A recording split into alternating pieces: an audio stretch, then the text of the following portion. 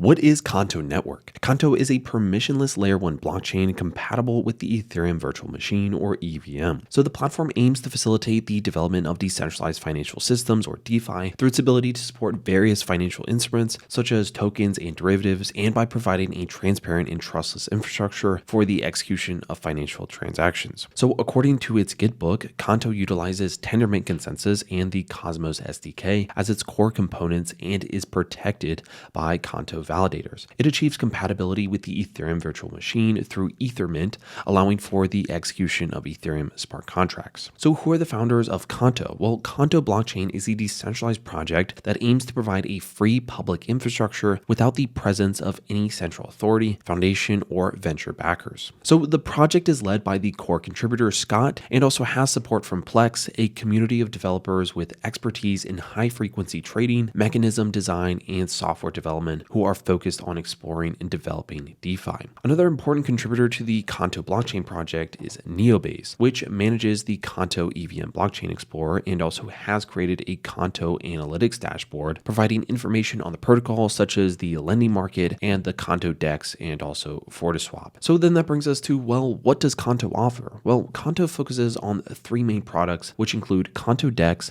Kanto lending market, and also Note or Kanto unit of account. So let's dive into the first one, Kanto DEX. Kanto's DEX is the blockchain's cryptocurrency exchange. The DEX is designed to prevent any potential predatory behavior by being unable to be upgraded, having no official interface, and operating indefinitely without the ability to implement fees. The Kanto DEX uses an automated market maker or AMM to determine the prices of assets. The AMM gets liquidity for trading pairs from pools of assets that its users supply. So Kanto implemented a liquidity mining program that distributes tokens to LPs on a linear per block basis. This program has been successful in maintaining sufficient liquidity by dividing the Genesis block into segments for liquidity mining incentives. The first segment provided incentives for LPs during the first 6 months, while the second segment covered a longer period. Then that brings us to the Kanto lending market. So Kanto lending market is a lending protocol that allows users to deposit LP tokens from Kanto's native decentralized exchange as collateral. This collateral will be used to supply a lending market. The lending market is a pooled lending compound V2 fork. In the Kanto lending market, governance is overseen by Kanto stakers. These stakers are motivated to promote the ecosystem's growth and also create an optimal environment for developers and DeFi users. Therefore, they do not have any desire to take advantage of their position by extracting rent at the application layer. Then that brings us to Note. So Note cannot be created.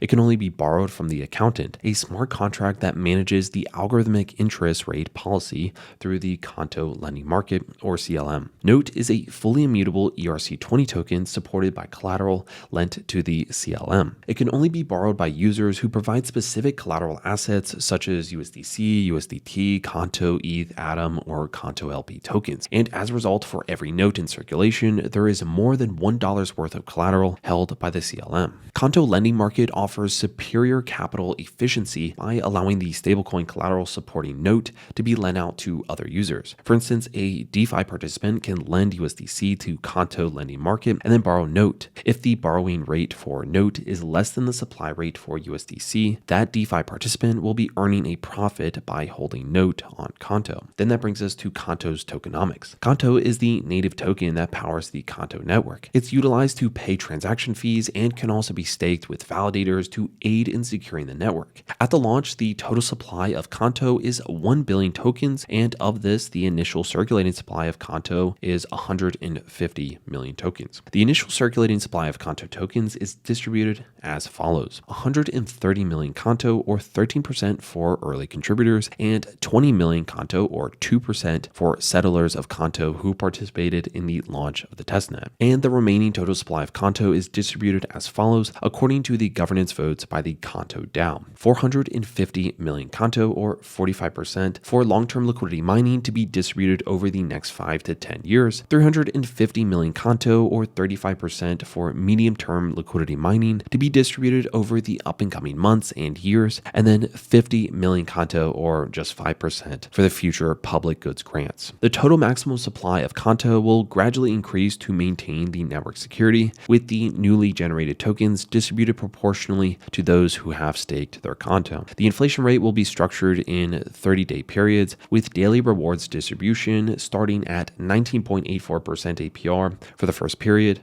and then subsequent inflation rates will be determined by the Kanto DAO through voting and also will eventually tend towards zero. So with that said, let's go over here and just take a little bit of a look here at the current price point and just comparing its market cap to other different projects, and we'll see maybe different price points. Let's take a look. So first things first, I just want to say is that currently it's actually at an all-time high right now. So it's at 54 cents currently, and it's up 15%. It's also ranked as the 2,751 position. So this is like the most rare token that I've actually ever talked about, to be honest. The furthest one down I think I've ever really talked about was Get Protocol and then Alliance Block.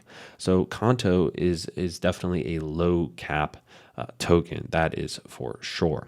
Now, with that said, you can see here this massive rally that's been happening along with this rally that's been happening as a whole with various different altcoins. We'll see how far this goes.